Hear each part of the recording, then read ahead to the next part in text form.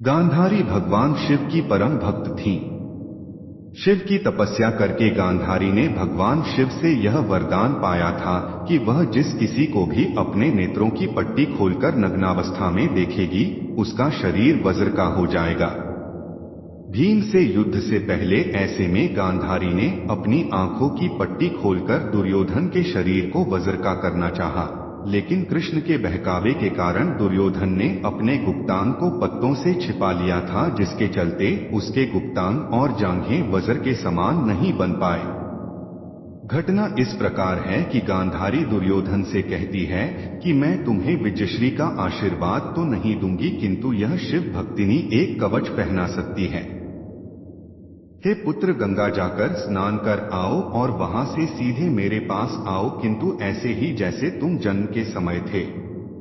तब दुर्योधन कहता है, नग्न माताश्री।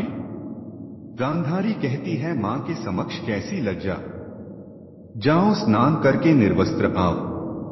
दुर्योधन कहता है, जो आज्ञा माताश्री। दुर्योधन के जाने के बाद श्री कृष्ण गांधारी के कक्ष में जाते हैं।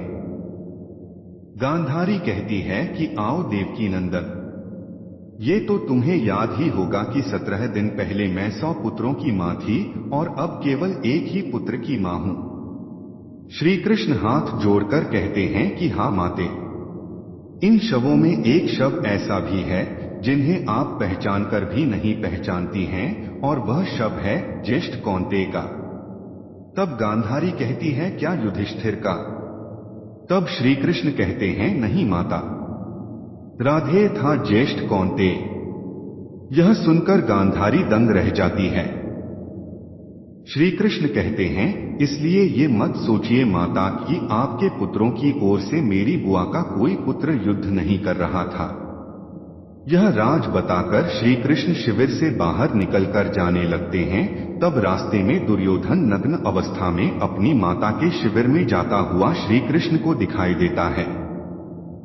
श्री कृष्ण हंसते हुए कहते हैं, युवराज दुर्योधन, आप और इस अवस्था में तुम अपने वस्त्र कहां भूल आए, और तुम्हारा मुंह तो माता गांधारी के शिविर की ओर है।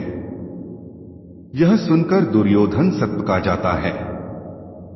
तब श्री कृष्ण कहते हैं, क्या तुम अपनी माता के पास इस दशा में जा रहे हो? तब दुर्योधन कहता है कि माताश्री का यही आदेश था।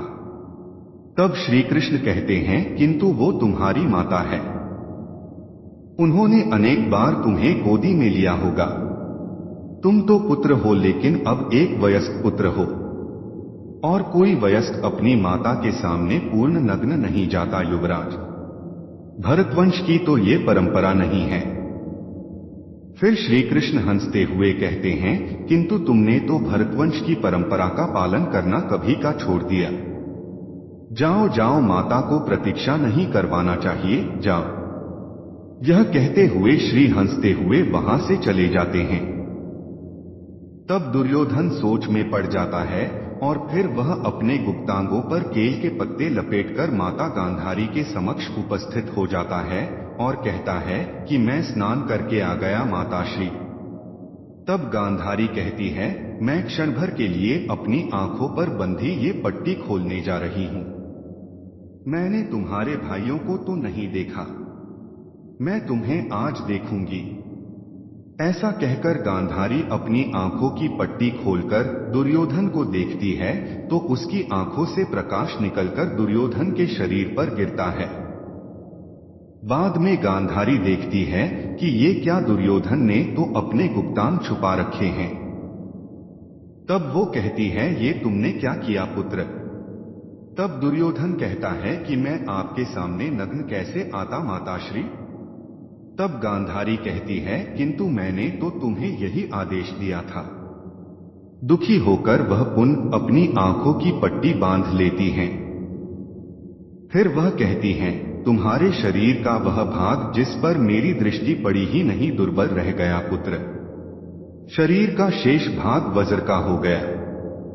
यदि तुम बड़ों का आदेश मानने की परंपरा भूले ना होते तो अजय हो गए होते पुत्र।